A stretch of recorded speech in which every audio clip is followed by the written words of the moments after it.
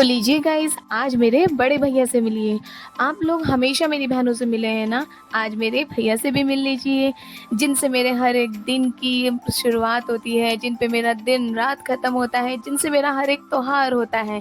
ये है मेरे भैया हनुमान। मैंने अपने भाई को तिलक किया, उनको कलावा बाँधा, फिर उनको गोला कुंचा दिया। उसके बाद मैं लाई थी उनके लिए उनकी फ़ेवरेट मिठाई बेसन के लड्डू।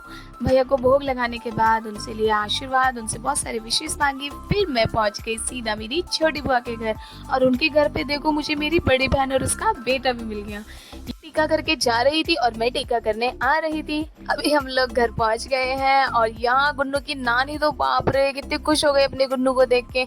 और मैं और मेरी बुआ तो हम दोनों ऐसे मिल रहे हैं जैसे कितने सालों बरसों बाद मिले हैं। और गाइस, ये है मेरी फैमिली फ़ोटो जिसमें मेरे मम्मी पापा दादी भाई और मेरी बुआ हम सब हैं। थोड़ी देर बाद मेरी बुआ ने हमारे लिए चाय नाश्ता लगा दिया था।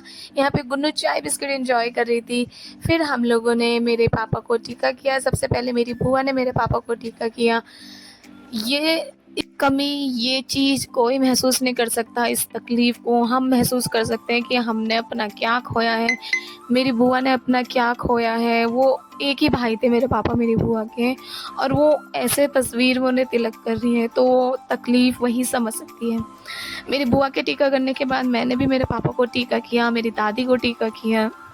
शब्द नहीं है कहने के लिए, बयां करने के लिए शब्द नहीं है कि इस दर्द को हम समझ सकते हैं, कितना हम अपने माँ बाप को याद करते हैं। पहले पापा खोए, फिर मम्मी। थोड़ी देर में मेरा भाई भी आ गया था।